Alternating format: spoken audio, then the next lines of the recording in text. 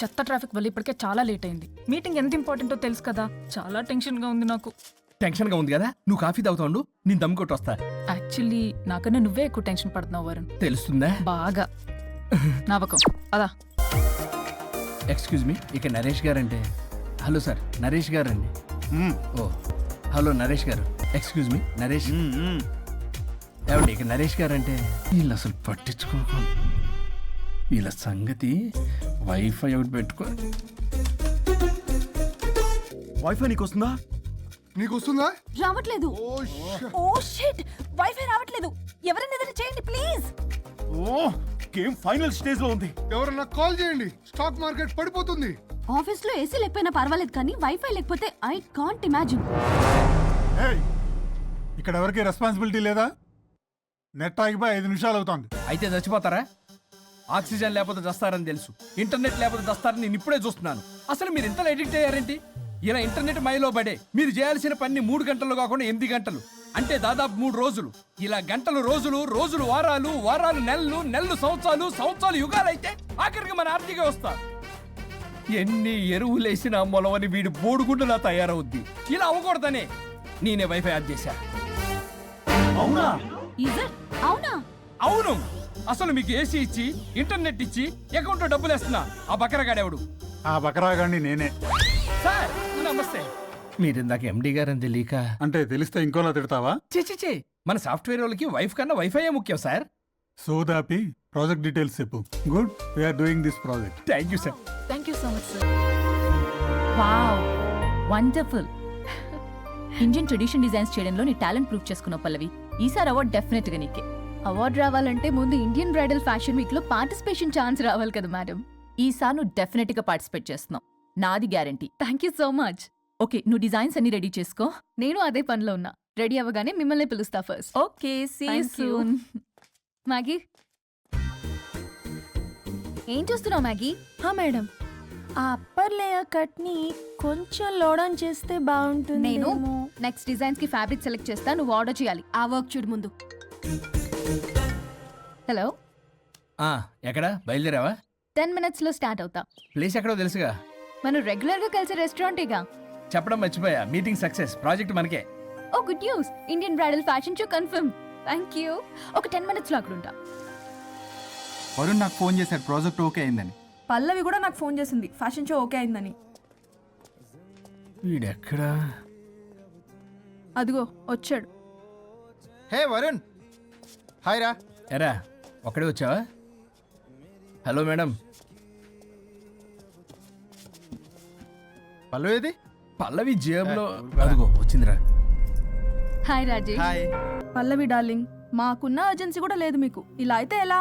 ప్రతి దాంట్లో అర్జెన్సీ అరా, చెప్పిన మాట అసలు పట్టించుకోదు. నువ్వు సర్ది చెప్పాలి కదరా.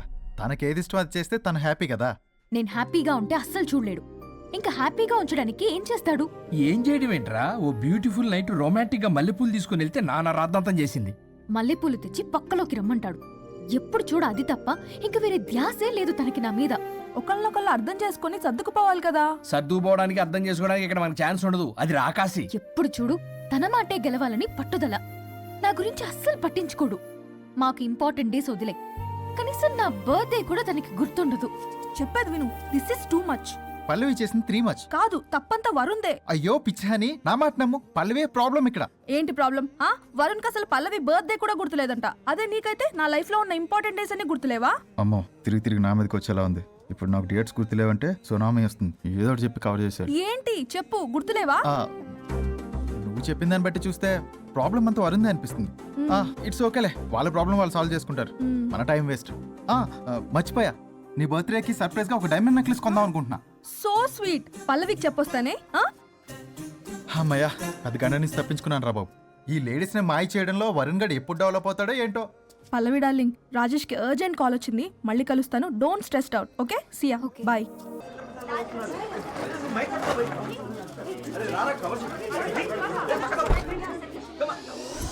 సార్ చెప్పండి సార్. సార్ 1 by 1 రండమ్మా. Use space god damn it. Male reporters back అమ్మా. ఫీమేల్స్ ముందురండమ్మా. మంగారు తల్లి అండి. ఏంటి డిఎస్ఎల్ఆరా? 5D వాడండి, అప్డేట్ అవ్వండి. నువ్వు కొంచెం టైట్ పెట్టుకోమ్మా. నువ్వు కొంచెం వైడా ఫ్రేమ్ సెంటర్ పెట్టుకోమ్మా. బాగున్నా ఇక నువ్వు ఫ్రేమ్ అవుట్ అయితే నేను ఫ్రేమింగ్ అవుతా. అంటే మీకోసమే సెట్ చేస్తున్నాను సార్. నేను సెట్ చేసుకుంటాను నాన్న, నువ్వు లోపల ఫైల్ సెట్ చేయి. Okay sir. ఓ షిట్ మర్చిపోయా సార్. Bless me sir. కాళ్ళదన పెట్టేంట్రా, వెనుపడి పుడుస్తావేంటి? లేదు సార్. పోరా ప్లీజ్ పో. ఇప్పటిదాకా గణాంకాలు చూస్తే 60కి పైగా విడాకుల కేసులు గెలిచిన ఏ ఒక్క లాయరు లేరు. మీరు ఏకంగా 98 కేసులు గెలిచి అతి త్వరలో 100వ కేసుకి చేరువలో ఉన్నారు కదా, మీరు ఎలా ఫీల్ అవుతున్నారు? చాలా గర్వంగా ఉంది రాజా. ఈ విజయం నాదొక్కడిదే కాదు, విడిపోదాం అనుకున్న జంటలందరికీ నా సక్సెస్ షేర్ చేస్తున్నాను. మరి కాసేపట్లో 99వ కేసు వాదించబోతున్నారు కదా, గెలుస్తారా? ఏయ్ 99 కాదు, వెరీ సూన్ 100వ కేసు కూడా గెలిచి గిన్నిస్ రికార్డ్ బ్రేక్ చేస్తాను. వన్స్ నే కేసు టేకప్ చేస్తే ఆ భగవంతుడు కూడా ఆపలేడు. శిష్య రెడీయేనా? అంతా రెడీ సార్. కానీ ఇంకా కానీ ఏంటి శిష్య? అది మన డివోర్స్ కేసు క్లయింట్ సుబ్బారావు గారి వైఫ్ చాలా బాధపడుతుంది సార్. విడాకులు విత్డ్రా చేయమని అడుగుతుంది సార్. బతినాడుతుంది శిష్య సార్. జాలి అనేది మన వర్క్ లో ఉండకూడదు. అవును సార్. వృత్తి ధర్మం కదా, చాలా ఇంపార్టెంట్. అవును సార్. సార్ సుబ్బారావు గారి వైఫ్. నమస్కారం అమ్మా. నమస్కారం సార్. అప్పుడేదో ఆవేశంలో ఆయన చేసిన పని నచ్చక విడాకులు తీసుకోవాలి అనుకున్నాను. కానీ ఇప్పుడు నా పాప భవిష్యత్తు నాశనం చేయకూడదని విడాకులు వద్దు అమ్మా, అనుకుంటున్నాను. ఎట్టి పరిస్థితుల్లో నేను నా క్లయింట్ కి అన్యాయం చేయలేను కాదమ్మా. మీరే విడిపోతాం, విడాకులు కావాలి ఇన్నన్నారు అన్న తర్వాత మళ్ళీ కలిసి ఉంటాం, మళ్ళీ హ్యాపీగా ఉంటాం. హౌ కెన్ ఇట్ పాసిబుల్ తల్లి? సాధ్యం కాదు తల్లి. శిష్య సార్ సార్ సార్ ఆమె చూస్తుంటే చాలా బాధగా అనిపిస్తుంది సార్. ఒకసారి ఆలోచించండి సార్ ప్లీజ్. ఒక పని చేయి శిష్య, సార్ ఆ అమ్మాయికి వెంటనే నేను విడాకులు ఇప్పిస్తా. అంతే, వెంటనే దాన్ని నువ్వు పెళ్లి చేసుకో.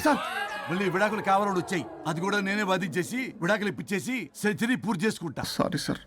ఇలాంటి సెంటిమెంట్ నా దగ్గర మళ్ళీ రిపీట్ అయిందంటే మంత్లీ నీకు జీతం వస్తుంది కదా, కట్ చేసి పారేస్తా. Sorry sir. Okay sorry sir.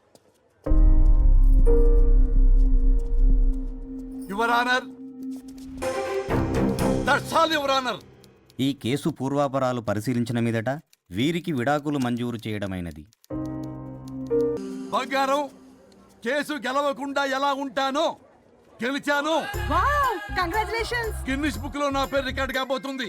100వ case already ఒక జంట మన ఆఫీసులో వెయిట్ చేస్తుంది. వెళ్ళి ఫైనల్ చేసుకొస్తాను. నువ్వు రెడీగా ఉండు. నా బర్త్డే గోవాలో జరుపుకోబోతున్నాం. See you.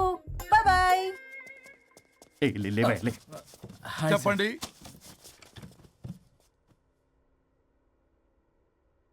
పర్లేదు చెప్పండి. నాకు విడాకులు కావాలి సార్. నాకేమన్నా మా విడాకులు కావాలా? నాకు విడాకులే కావాలి సార్. ప్రాసలు వద్దండి, ప్రాబ్లమ్స్ చెప్పండి. ఎర్రగా బుర్రగా ఉంది, తెలివైన అమ్మాయి కదా అని ప్రేమించాను సార్. ఇంట్లో వాళ్ళు కాదని పెళ్లి చేసుకున్నాను. అప్పటికి మా నాన్న ఏమన్నాడు తెలుసా సార్? ఏమన్నాడు? నానా చెప్పు. నాన్న చెప్పు. అంకుల్ చెప్పండి. ప్రేమించి పెళ్లి చేసుకోవడం మన ఇంటి అవంట లేదు. నువ్వు అమ్మాయిని కనుక పెళ్లి చేసుకుంటే నా యావదాస్తిని నా తమ్ముడు కొడుకైన బుల్లెపై పేరు రాసి పారేస్తాను. వామ్మో, ఈ ఆస్తి గొడవలు నాకొద్దు అన్నయ్య. పెద్దనాడు చెప్పిన మాట విను. ఆంటీ సైలెంట్ గా ఉన్నట్టుంది, మీకు సపోర్టా? అమ్మా అమ్మా చెప్పమ్మా. మీ నాన్న మాట ఎప్పుడైనా నేను చెబుతాటేనా, ఆయన మాటే నా మాట. ఆంటీ తానా తందన బ్యాచ్ అనమాట. మా మమ్మీ కూడా అంతే. వాళ్ళు ఎంత వద్దన్నా ఆఖరికి హరిహరాదులు అడ్డు వచ్చినా గానీ నేను ఈ అమ్మాయినే పెళ్లి చేసుకుంటాను భీష్మించి కూర్చున్నా సార్. ఈ హరిహరాదులు ఎవరు, వాళ్ళ పేర్లు ఆధార్ కార్డ్ నంబర్ ఇస్తే భీష్ముడికి వాళ్ళకి సంబంధం ఏంటో చెప్తే సార్ వాళ్ళు ఎవరో నాకు తెలియదు సార్. నేను ఏదో ఫ్లోలో చెప్పాను. నేను ఫ్లోలో రాశాను సార్. నేను కూడా మా అమ్మా నాన్నని కాదని వీడితో బయటికి వచ్చాను. మా నానమ్మ అసలు ఏమన్నారో తెలుసా సార్? ఏమన్నారు? నానమ్మ నానమ్మా. గ్రానీ. సార్ చెవుడు. ఓసే నాయనమ్మా. తల్లి, ఈడొచ్చిన పిల్ల గడప దాటి వెళితే నిన్నే కాదు, నిన్ను కనీ పెంచిన తల్లిదండ్రులు కూడా ఈ లోకం దుమ్మెత్తిపోస్తుంది. అయినా ముక్కు మొహం తెలియని వాడితో ప్రేమ పెళ్లి ఏమిటమ్మా? నాకు అతని ముక్కు మొహం మూతి కూడా తెలుసు. నేను చేసుకుంటే అతనే చేసుకుంటా అని ఇతనితో వచ్చేసి పెళ్లి చేసుకున్నాను సార్. కానీ ప్రేమ పెళ్లిలు 100% సక్సెస్ అవ్వవు అనేది ప్రూవ్ చేశాడు. ఇంట్రెస్టింగ్. ఏం చేశాడు? ఏవని చెప్పాలి, ఎన్నని చెప్పాలి. ఇతను సాడెస్ట్, బైపోలార్, పొసెసివ్, సైకో. చూసారా సార్, నాకు ఫిజిక్స్ రాదని ఏదేదో చెప్తుంది. ఫిజిక్స్ కాదయా, మ్యాథమెటిక్స్. ఒరే ఇది కెమిస్ట్రీ రా. ఇతనే ఓ మిస్టరీ.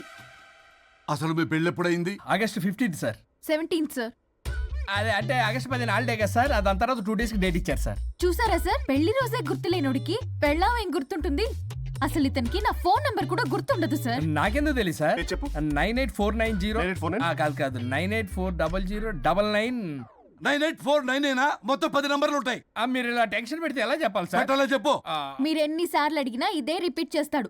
దాని నంబర్ మాత్రం 4 మీదే పెట్టుకున్నాడు. అంటే దివ్య నెంబర్ ఫ్యాన్సీ నెంబర్ సార్. ఇంతకీ దివ్య ఎవరు? కలీగ్ దాని మాయలో పడ్డాకి నన్ను నెగ్లెక్ట్ చేస్తున్నాడు. అంతేనా? బా నీకు 100 సార్లు చెప్పేస్తాను నా ఫ్రెండ్ అని. హలో, ఫ్రెండా కలీగా? మా సార్ క్లారిటీ కావాలి. కొలీగ్ లాంటి ఫ్రెండ్ సార్. ప్రేమించినప్పుడు 100 కబుర్లు చెప్పాడు కానీ పెళ్ళైన నెక్స్ట్ డే నుండి పట్టించుకోవడం మానేశాడు. తలనొప్పి వచ్చినా తగ్గుతుందిలే అంటాడు కానీ ఏమి చేయడు. అసలు తలుంటే కదా సార్ తలనొప్పి రావటానికి. సరే తలనొప్పి వచ్చింది హాస్పిటల్కి వెళ్దామంటే రాదంట సార్. వాడు ఎవడో లైవ్ లో గాలి డాక్టర్ అంట, వాడికి ఫోన్ చేస్తుంది. వాడు తగ్గిందా తగ్గిందా తగ్గిందా అంటే తగ్గిందంట. నన్ను కూడా అలా చేయమంటే నేను ఎలా చేయాలి సార్? అసలు కూర్చొని ఇది పడుకోని ఇది ఊపిరి కూడా పీల్చుకొని సార్. ప్యాకెట్లు సిగరెట్లు కాలుస్తాడు. నేను ధూప్ స్టిక్ కాలిస్తే మంచి వాసన వస్తుంది. నువ్వు సిగరెట్లు కాలిస్తే రాహుల్ ద్రావిడ్కి కోపం వస్తుందంటే వినడే. బాత్రూమ్ అంతా కంపు చేస్తాడు. సార్ నాతో ఎక్కడికి రాడు, తనతో బయటికి తీసుకెళ్ళడు. నేను వేసుకున్న ఏ డ్రెస్ కి కాంప్లిమెంట్స్ ఇవ్వడు. అదేంటి మొన్న నీ డ్రెస్ బాగుందని చెప్పా కదా. అన్నాడు సార్. దివ్య నీ డ్రెస్ ఈ రోజు చాలా బాగుంది అన్నాడు సార్. మరి ఇంకే? నా పేరు పల్లవి సార్. అమ్మా